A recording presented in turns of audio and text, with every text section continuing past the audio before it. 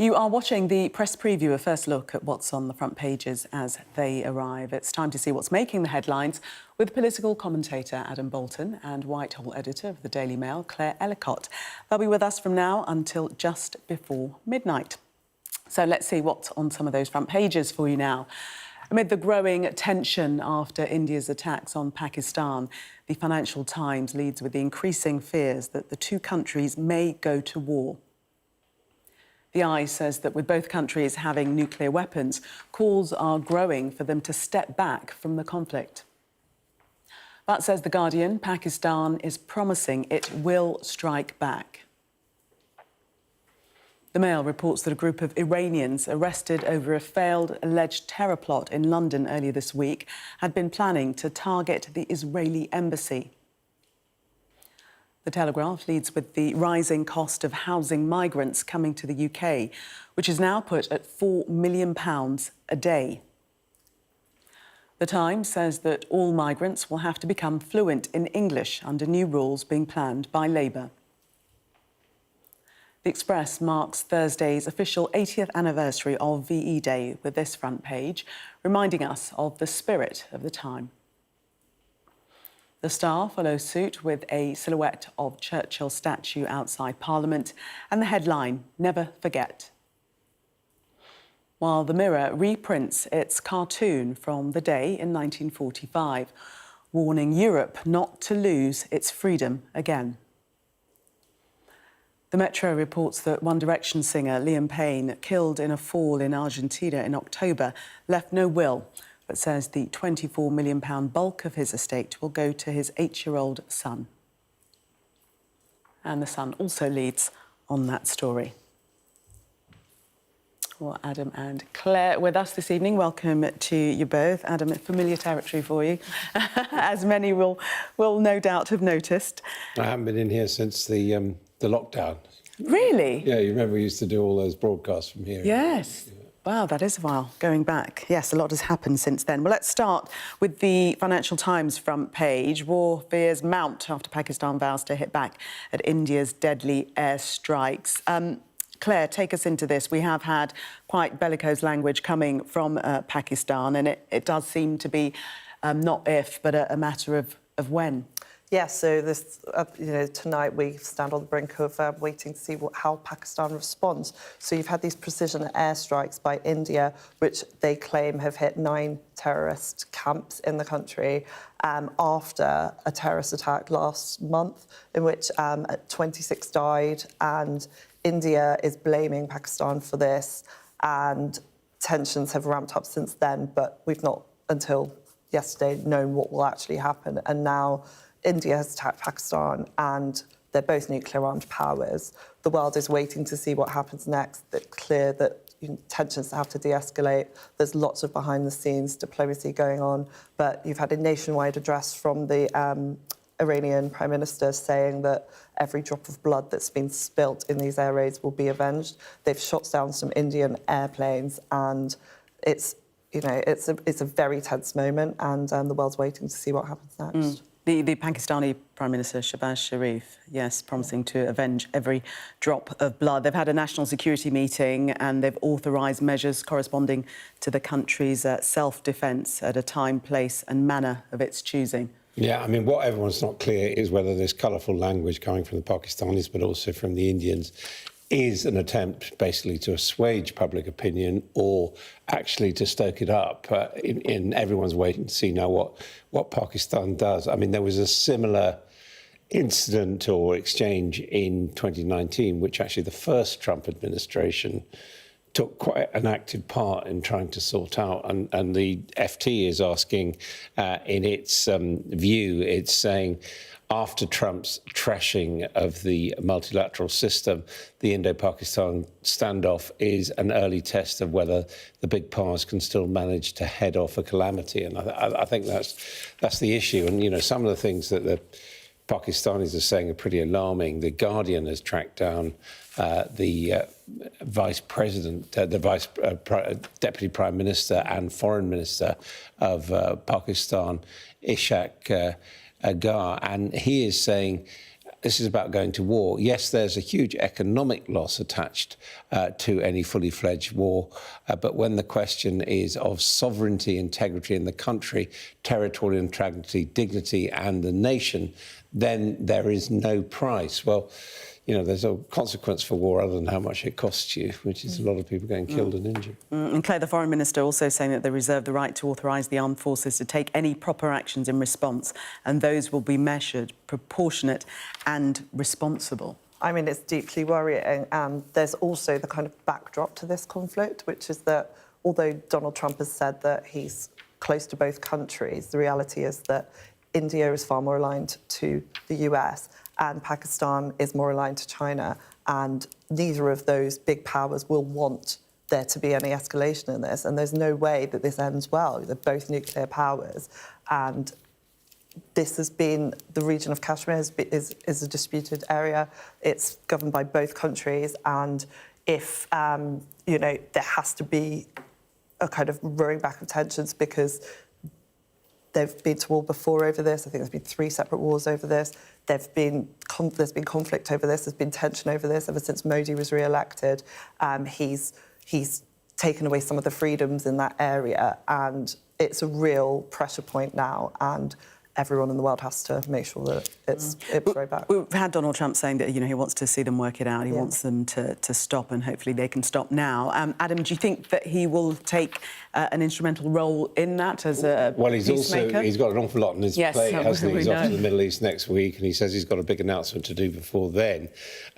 Not so comfortingly, Vice President J.D. Vance waded in today with another pig-ignorant statement. He told a conference that there was no country that had civil nuclear power that didn't have nuclear weapons, and it was pointed out to him actually there are rather a lot, including Germany, in that list. So deft handling of this from the Trump White House 2.0, I think, is probably too much to hope for. The I front page talking about that nuclear threat, suggesting that world leaders are calling for restraint, and the buzzword is de-escalation, because the thought of what could happen is just mind-blowing, really. Yes, and this isn't a new war. This is an old conflict that's flared up again, and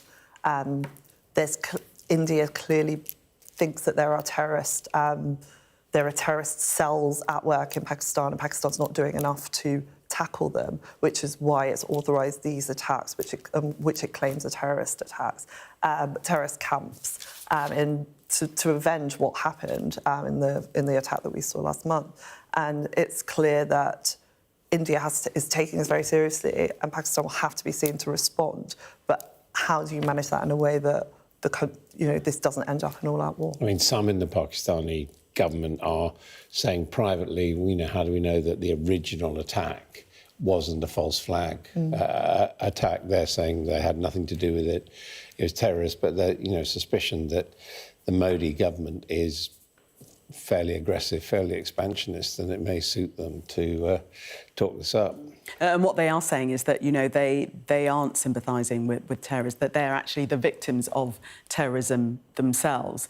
And that attack that happened with the 26 people that were killed, the tourists, they say that the investigation that was promised by the Indians didn't come to fruition, and before any, conclusion was drawn, they were then fired upon.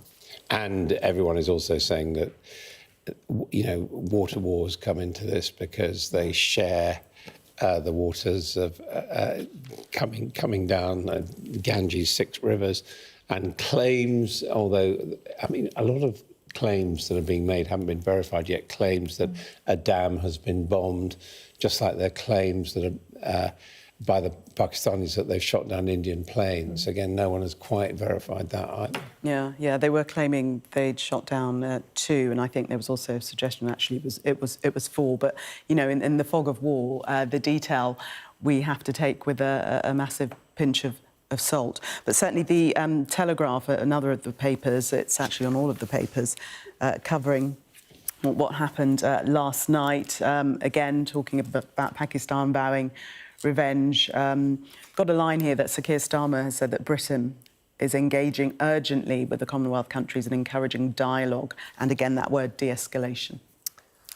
Yes, and I think, you know, Britain has to obviously play a role in this because Britain is, you know, did rule India at one point and was involved in the partition, and a lot of the tensions stem from some of that time. And so Keir Starmer has been saying we're friends with both countries and we'll do what we can and answer for both sides. But there's going to have to be a lot more at play behind the scenes to get everyone to step back. And the Foreign Secretary's made the same appeals. He's been meeting with EU counterparts today in Warsaw, and he was, again, talking about the dangers of escalation, things getting out of control. So the hope is that this will be, you know, a series of tit-for-tat exchanges, and then we'll quieten down. That is the hope. But some commentators saying that something does feel different this time. Would you agree?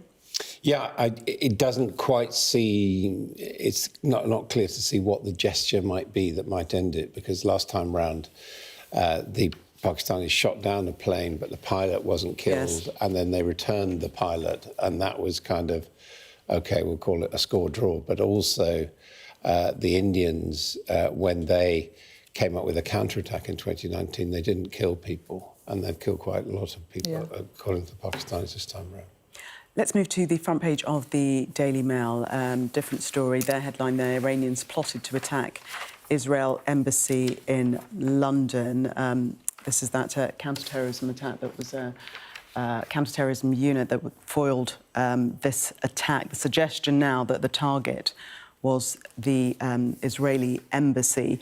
I have to say that we've contacted the police to verify this story, and we got a statement from Commander Dominic Murphy, head of the Met's Counter-Terrorism Command, and he says any speculation around this investigation could have a negative impact as we work to keep the public safe from potential threats. This is a fast-moving counter-terrorism investigation, and there are significant operational reasons why we cannot provide further information at this time. As soon as possible, we will look to share further details, and in the meantime, we would ask the public to remain vigilant and contact us if you have any concerns. So just to give the police line on that, but it's what the papers are going with, Claire.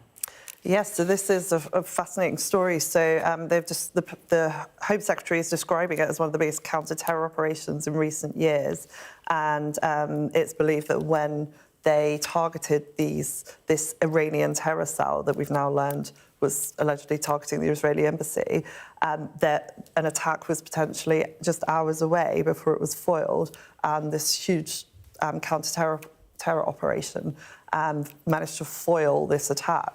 And it's quite an extraordinary operation. They've arrested 5 men, including 4 Iranian nationals, across England. This all happened on Saturday, but it's only now that we're learning that actually they may have been targeting the Israeli embassy. And we've seen over the years there's been a number of attacks that have been linked to Iran in London. There was a big case with the Iranian TV channel, which was reporting about things that were happening in Iran and them being targeted by Iranian spies. What's interesting about this is usually the Iranians use proxies to do some of this work, but there are actually Iranian nationals arrested in this, so it's seen as a kind of interesting development we don't normally see in this kind of attack. But I mean, this is clearly a very big story and happening in London, in Kensington, where the embassy is based. Yeah, and Adam, we know that no charges have been brought in relation to this specific investigation. No charges yet, and of course, terror suspects you can hold for longer without making charges. I mean, it's interesting, your statement from the police, in the sense it's what you'd expect, but equally, I think it's very unlikely that the Telegraph and the Mail, who put this on the front pages, would have made this claim about the attack on the Israeli embassy unless they were hearing from some pretty authoritative sources that was, in fact, what they were up to. Yeah, absolutely. OK, Adam and Claire, thank you very much for the moment coming up. We'll take a look at the front of the Mirror ahead of VE Day. It's coming. There it is. Stay with us for more.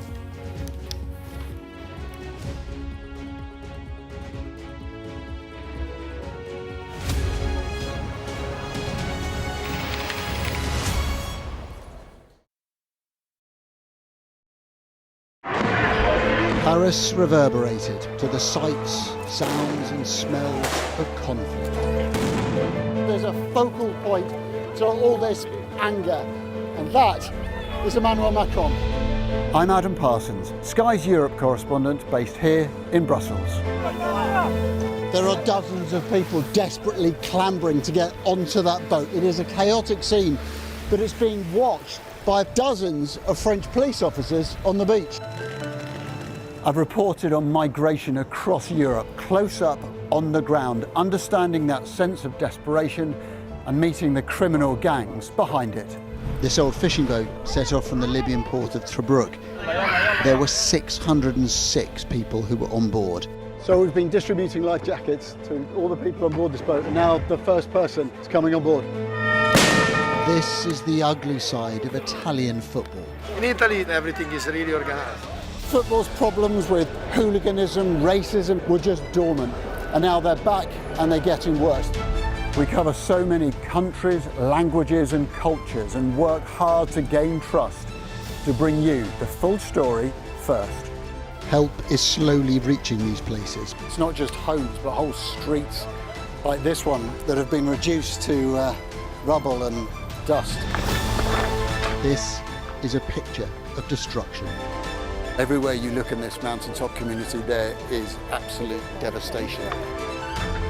These are the settlers in waiting, keen to start a new life, to annex Gaza for Israel.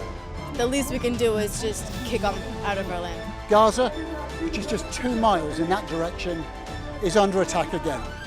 Getting the chance to tell people's stories, it's a privilege. The Premier League run-in is live on NBC and streaming on Peacock as the race for Europe intensifies. Saturday, Aston Villa chase Champions League qualification when they visit Bournemouth. Sunday, newly crowned Premier League champions Liverpool back on their perch host Arsenal. This is the Premier League run-in, live on NBC and Peacock. We arrive, a secret hospital hidden in the Myanmar jungle, treating the victims of this bloody war. This is Myanmar today. Its military rulers don't want the world to see, but we have. I fight for my own future. I fight for my generation's futures. This is an actual crime. They don't care for that. Myanmar army is only a couple of kilometers away. So this is a major humanitarian disaster.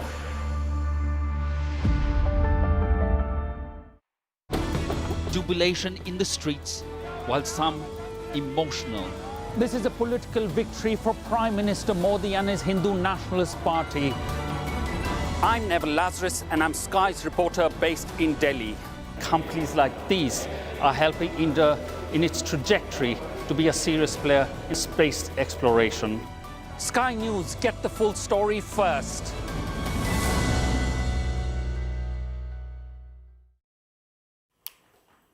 Welcome back. You are watching the press preview, still with me, political commentator Adam Bolton and Whitehall editor of the Daily Mail, Claire Ellicott. Let us take a look at the FT front page and this story regarding possible change of Labour's rules in regards to migrants. They could face a 10-year wait to apply for residency. Adam. Yeah, this is all part of the immigration white paper, which is going to come out soon, and the government says it was planning it before the local election, so this is not a reaction to the advance of what do you think? Reform UK. Yeah, you're smiling. I think there is probably an element of it. Certainly, it appears that what they want to do is to brief in advance how it's going to be tougher, basically, to get right to remain here and indeed ultimately to get citizenship. They're saying it will take 10 years until you can apply for residency. I think it was previously 7 years, was it? And also the times. It was 5. Five previously. Yeah. And also the times. And then it was 7 years to get citizenship, whereas now obviously you're going to have to wait 10 and then presumably some more after that. And the Times has also got an element of this, saying they're going to tighten up on the language requirement, raising it from English as a foreign language GCSE level to English as a foreign language A level, which means that people will have to be able to speak English flexibly and effectively, and will have to be able to produce written, well-structured, detailed text on complex subjects, all of which, you know, if indeed this is what is in the bill when it's published, is going to be very much the government sending out a signal that it wants fewer people coming in and getting the right to stay here. Yeah, taking on reforms territory. But reading in the Times, they're saying that the Labour plan echoes a policy set out by the Tories, which they would double the residency requirement to 10 years for migrants applying to remain indefinitely. Yes, I mean, Kemi Ebaid, not when she took over the party, was very clear that she wasn't going to set out any policies, but she has now started unveiling some of them. Was it an election promise by the Tories, 10 years? There was I mean... Yeah.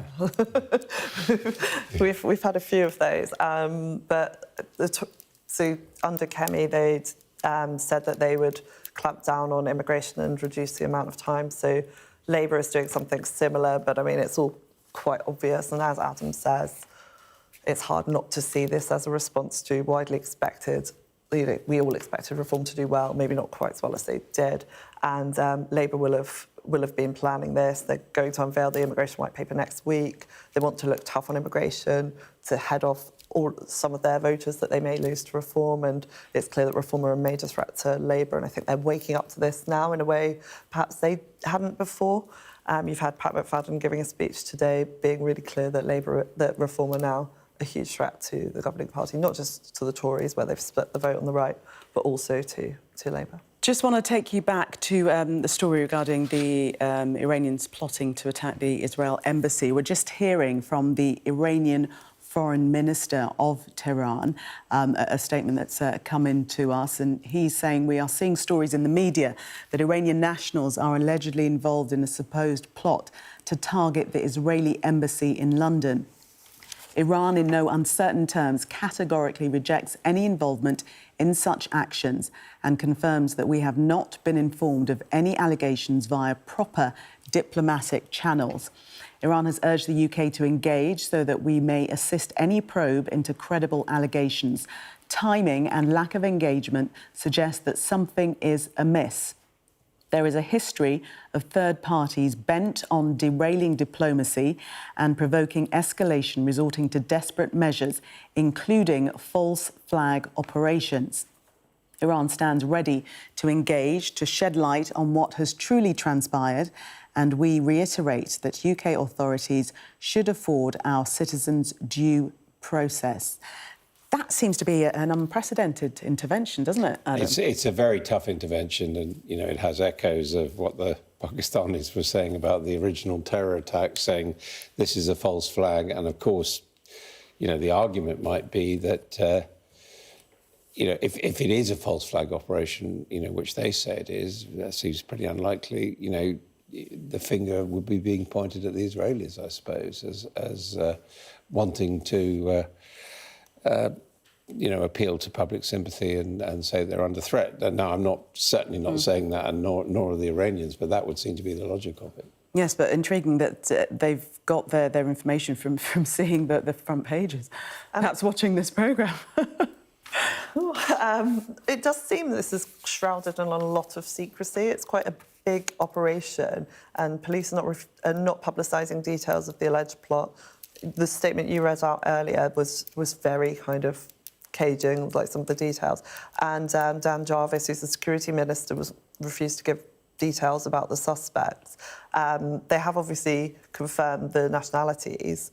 So it's a group of Iranian men. There are Iranian nationals as part of it. And they're saying that the plot was linked to Iran. But, yeah, I mean, it's interesting that it just come out and flatly denied it. Mm-hmm. And saying that Iran stands ready to engage to shed light on what has truly transpired, and this notion that potentially this has been a false flag. Yeah, and this is where we're in now, isn't it? I mean, it's not quite a conspiracy theory, but, you know, people comment on the internet and everything, people are inclined to look at these things very closely and say, are they as straightforward as it seems? Adam and Claire, thank you so much for the moment.